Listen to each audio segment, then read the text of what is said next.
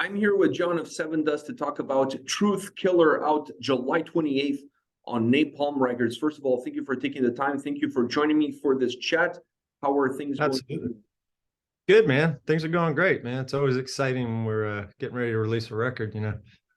So let me ask you this. Let me get right off the bat with this question, which is, we all know that this is the band's best record because any new album is every band's best record. So what makes this Sevendust's best album? Well, the first song doesn't have any drums in it in the beginning.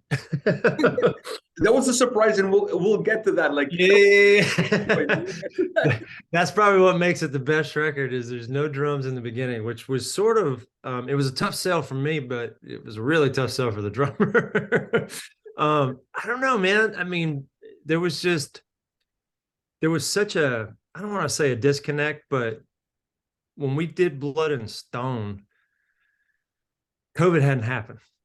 Like, this was all pre-COVID. So, the world was, it was a beautiful place, and we had a release schedule, and we felt really good about Blood and Stone. And then the world just decided to shut down, for way longer than we were comfortable sitting on the record. So I think that the hardest part for us was when we released that record, there's no real schedule. Nobody knows if you can tour. Everything's sort of like, you're kind of making things up at that point. You don't know if anything's going to work, if anyone's going to buy it. So on one hand, we're looking at the record and we're like, we don't know if it's going to do anything. We don't know if anybody really cares, but we cared. We loved that record. It was like, we really, really thought that it was a great body of music, So it was bittersweet because we're like, all right, we need a record that's going to do better than that. But it wasn't hard to make any record do better than that coming back out of COVID, because people just weren't buying music the way that they had been. The economy was a little tougher, but it was tough to look at Blood and Stone and go, all right, let's focus on making something as cool, if not better, than what we did then. Without reinventing the wheel too much. Everyone's got their tendencies, everyone's got their favorite bands, and there's no mystery as to what each guy brings to the table. It's like our bass player loves AC/DC, and our singer loves R&B.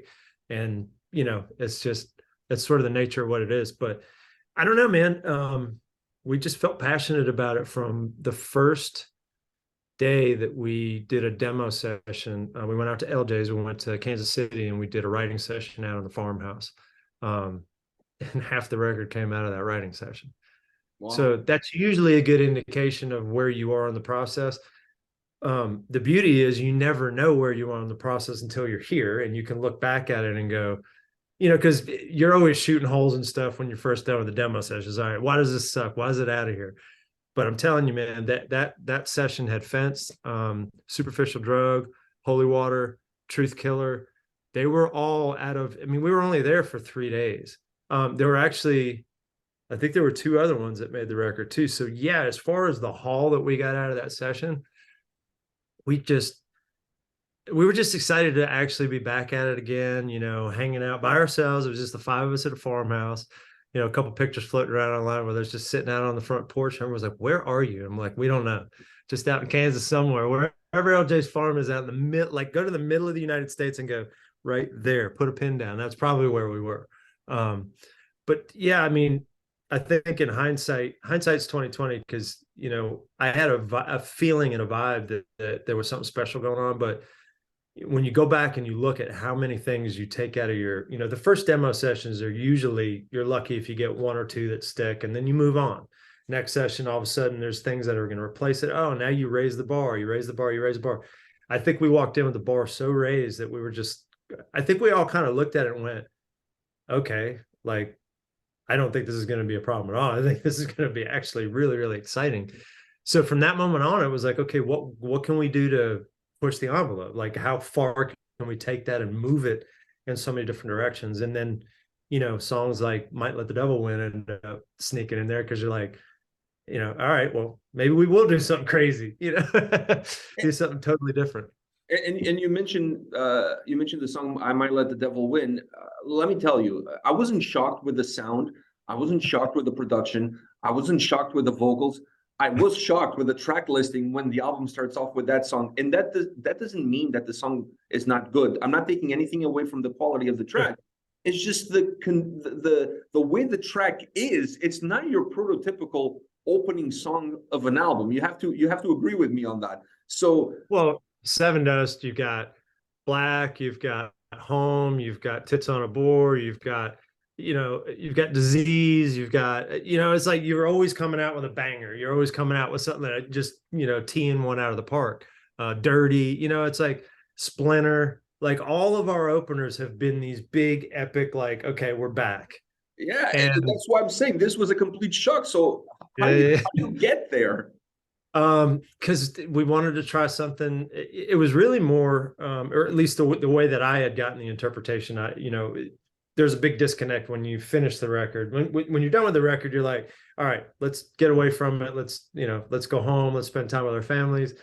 And then you start listening to mixes, and then people start, voicing opinions, and then you start to re-engage and plug back in. And then your manager goes, what if we put that first? And I was like, I don't even know how to comprehend that. Like I need to, like my list is total. It's all different. Like it was backwards. Like I think Fence was up front because everyone's like, all right, Fence sounds like an opener. So we're like, all right, let's just throw that up in the top slot and then just work around and see what happens. And when you put it together, it sounds like a really good typical Sevendust record. But when you flip it, you do something very unique and very different, at least for this band. And in a day and age where we've got 14 records and it's kind of hard to be different and unique without completely playing a different style of music, which Sevendust is going to be Sevendust. I mean, we're always going to have guitars, drums, bass, and Lejean's vocals. So, but I thought it was a risk. At first, I didn't feel it. I totally said, all right, I'm going to take my hands off the steering wheel. What do I know? Who knows? I'm like, yeah, that's a cool shirt, and nobody buys the shirt. And I'm like, what is that? And it's the one that we sell out of, So like a gorilla on the shirt. LJ's like, why is there a gorilla on that shirt? And it's the one shirt he wears on stage every night. Like I'm not real sure how it all works out, but yeah, that song actually wasn't even on our list for the record. Wow. Just so you know, that was one that Elvis had a handful of things that he wanted us to spend a little bit of time with, and that was one. That was one of the ones. A couple of the ones that he had in there, we went and we listened to, and we were like, well, we have this instead. And he was like, oh, wait a minute, I hadn't heard that. So some of it was catch up on his end as to stuff that we were like, okay, well, what about this? We just did this like 4 days ago. But that's one I remember that was on the list, and we listened to it, and I remember and we were like, oh, we could get really trippy with this. Let's just go, can we have no drums? It's like, is it really cool to do that? Like, can we just have nothing until the end? So the end it really comes together, like the volume just really comes together. And that was the idea from the word go. Morgan wanted to do this this big build up in the bridge section, and then have it really kind of empty out into space, and then just have, okay, Sevendust has entered the building. Almost kind of like that moment. In some ways, it's like you can almost use it like as an intro to the record. Like the song itself is just a setup and an intro to the rest of what's going on.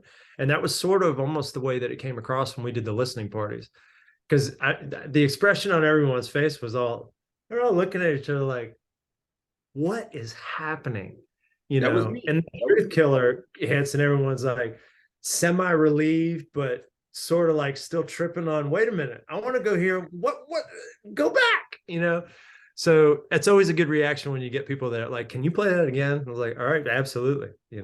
Very few people have said, I don't ever want to hear that again. That song sucks. Because Truth Killer comes right after, and then you have Won't Stop the Bleeding. Don't Stop the Bleeding, yeah. One of those two could have easily opened up the record. Easily. Just a really trippy, like you're tripping me as I'm getting into the album. But the more I listen to the record, the more I have to say that this album is all killer, no filler. It was difficult for me to put myself in your shoes and even start to pick the order of the songs, or even which singles are you going to go with. I know the order of the songs was a process. Was the singles also a process to figure out what do you want to put out there first? Sort of. I think everyone sort of was on the same, or at least my understanding, everyone was on the same page that Fence was going to be the first thing that everyone heard. and it was going to be the first video, and it was going to be a different video. Because I remember Tim was like, I got this idea for this claymation thing, and he didn't even know he was going to be in it getting killed by a band member. You know what I mean? Like, he had no idea at this point. He was just like, I got this idea, and I'm going to send it to my buddy, and we'll float it around. And we saw the video, and we were all just in stitches. We thought it was the most amazing thing ever, because it was like, I get to kill Chuck. I get to kill one of the guys that like, Chuck was like, I didn't even know we were in the video. And I'm like, you guys are hanging out backstage, like causing part of the problem and everything. And I was like, it was so awesome. But we knew that that wasn't going to be the single, because we were like, this needs to be the introduction to, okay, Sevendust is back. Let's give them something that is very Sevendust.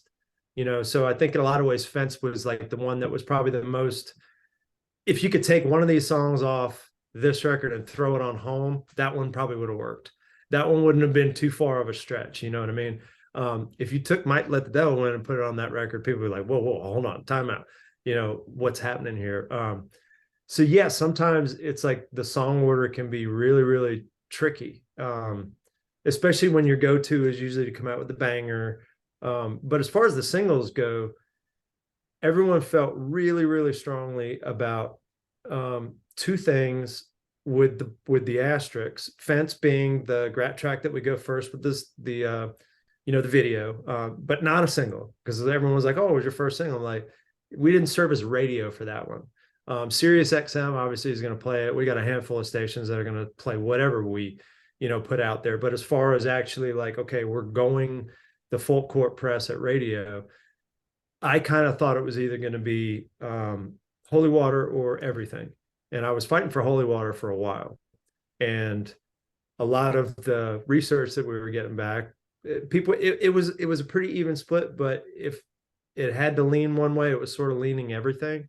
And at that point, I'm like, I don't care, because we're both at least on the same page as what we want to go to radio with. I think we also talked about Truth Killer.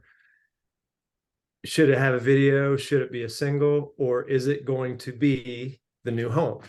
Is it going to be the song that people are really, really going to want to see live, because we're going to focus on the live performance of that? So Fence, we knew we were going to play live, video that. Truth Killer, we knew that we were going to really, really focus on the live thing. And then Holy Water and Everything were the two that were in discussion, and they were doing this at any given day of the week. So I was like, I think we're fine. But the whole Might Let the Devil Win thing was just such an interesting wrinkle, because we definitely want to do that somehow or another live too.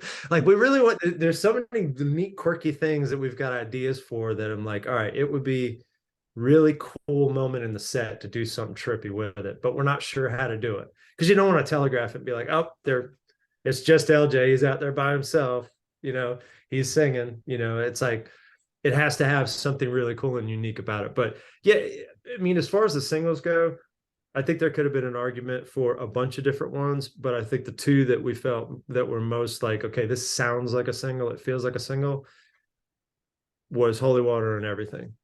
So because we talked about how different this record is from song to song, but Sevendust is still there. I mean, I find that to be the beauty of the band, that the moment you press play on a track, regardless of how different that track was from the previous track, or that track was from a track on a previous record, you always know you're listening to Sevendust.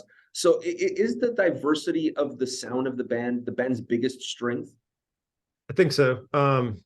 But I think one of our biggest strengths is the fact that LJ gives us an identity no matter what we do. If I grab my guitar over here and I start playing Slayer and he sings over it, it's going to sound like Sevendust. If I go over on this side and I grab my acoustic guitar and I start playing something that's more like Angel Sun and he starts singing on it, it sounds like Sevendust.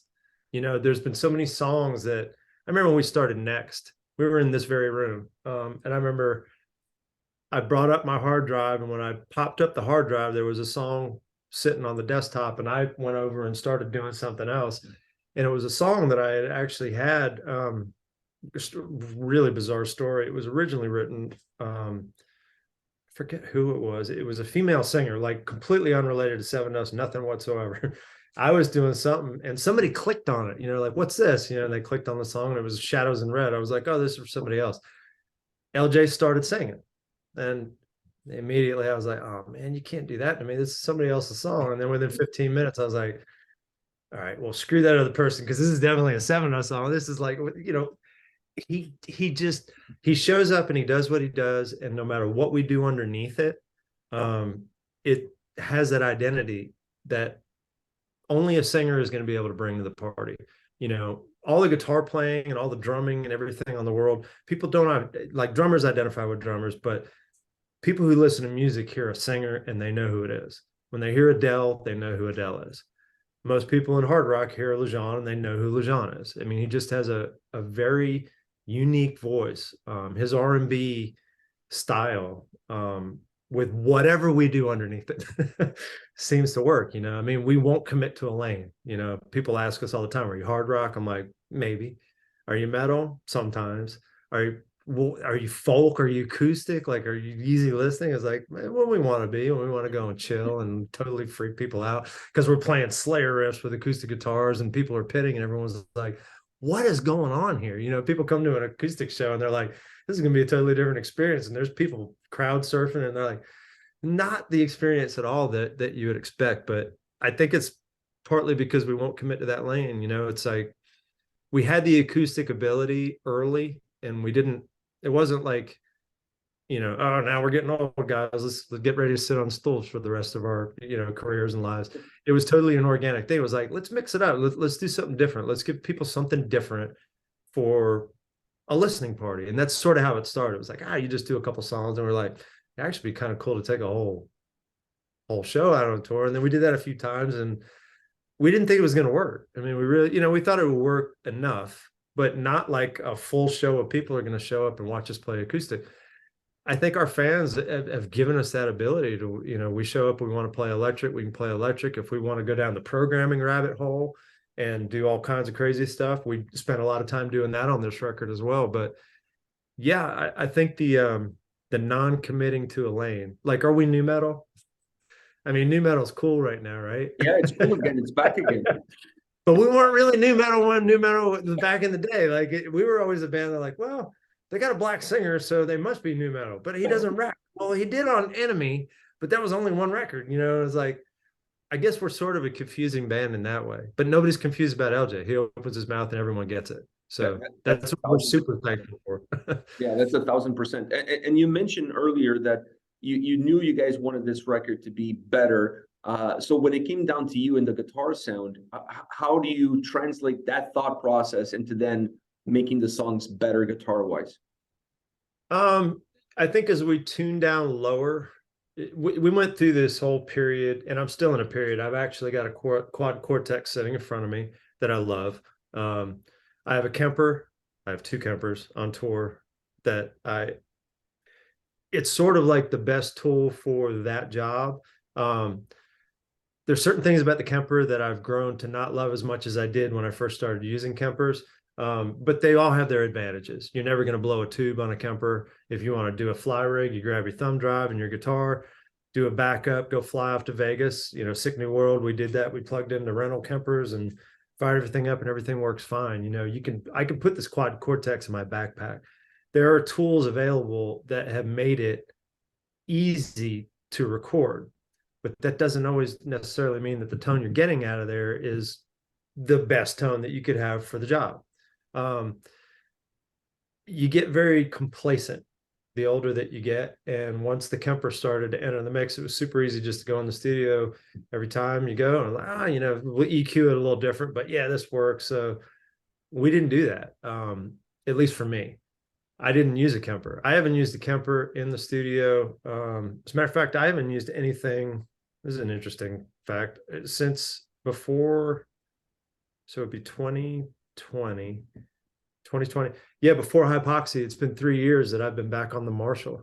And reason being was because I brought it over to the studio. Elvis fired it up. He's a guitar player, and he played the thing forever. He played it so long, he owns it now. Like, it stayed at the studio. It's never coming back. The studio is only 4 miles from my house, so I can go and use it and see it whenever I want.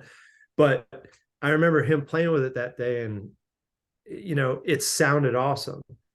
And then I grabbed my guitar and I started playing, and I just saw how excited he got. He goes, that sounds like the first, this sounds like the first Sevendust. This sounds like version 1. I was like, well, that's the amp that was on version 1. Like this is where I get the whole career started there. That's back in the mix now. We still use some Kemper. We use a couple other amps, but the Marshall is sort of like, how do you make super down tune in the key of G and G sharp sound bigger without turning up the bass and making it too dark? You fire up that Marshall's got all that mid-range stuff that you tend to lose when you're detuning. And it brought it all back. I used a couple guitars that had P90s in them, believe it or not. I used one that's actually a baritone PRS. I think it's a hollow body or a semi-hollow with the P90s. It sounded unbelievable because we were tuned that low. And it was like, if it had been tuned to standard, I would have hated it because it would have been too MIDI, too snappy, too bright. But there was something that it did down in G where it was like, it was nasty and just, it worked with that Marshall so well. I remember Elvis was like, dude, just don't stop. Whatever that is, we want to put it everywhere. So we did, and I mean, it's like in a day and age where literally I have a quad. I didn't have this when we did the record. And everyone was like, so you're using that on the record? I'm like, well, no, I actually used an old Marshall on the record. And they're like, huh, wait a minute. I thought you sold the Marshall. I'm like, well, it's at his studio. So of course whatever he wants. Normally I walk in and he has a sound dialed in and he hands me a cable and I plug it in and go, damn, that sounds awesome. And then I look down and I'm like, I'm playing through a tube screamer. I'm like, that's it. And other times it's like, a couple things. He might have his aux set up through the Marshall. A couple times it's just straight up Kemper. He's got a handful of Kemper patches that he knows how to go to just to, he's got a list. He does this for a living. Like, okay, I need more of this. Here, try this. And I listen to it. Really? And you listen with a track and you go, oh yeah, perfect. But yeah, real amps, man. I mean, still a lot of digital, a lot of plugins. Like I probably use more plugins on this record than I did Kemper, only because we had 2 rigs set up. The rig that I'm actually talking to you through right now was we wrote on this rig in another room in the studio. And then when it came time to start tracking, we left the rig set up with a vocal mic to where actually this vocal mic, but it was over here. Sorry. I'm remembering when we were recording. LJ would come in and he would do run throughs, whatever he was singing tomorrow. He'd come in and I'd spend 2-3 hours with him, just working on parts, working on bits, tracking it, fixing it, editing, getting it, everyone by committee going, should we do more of this, less of this? How's everyone feeling on that? So, but yeah, the amp was the craziest thing because it was like, we're all digital now, right? And every day and they knew that I wasn't either, because when I pick up that guitar that had those 2 P90s in it, as soon as I open up the volume, you get the amp noise. So I'd have to sit like this. So Elvis would be here and I'd be like sort of facing the corners because it's the quietest place for the thing to be. But yeah, real amps, man. Real amps back in the Sevendust mix for the first time in probably 4 or 5 years. So that's pretty exciting. We got real amps, no drums. Wow, no wonder. Yeah, right. No wonder this is the best record ever. What's going on? Well, John, I want to thank you very much for your time. I know you have a super busy schedule. I just have to ask you one thing, and that is, when you guys are putting your tour together in support of this record, do not forget the great city of Toronto, where I live. So please come up north, come up to Toronto, play some shows here. The fans here love you guys, so make sure you make your trek up here. For sure. We definitely look forward to it. All right, man. All the best. Enjoy your day. Enjoy the release a couple of weeks from now. All the best to you and the guys. Thank you so much. You take care. Bye. All right. Bye.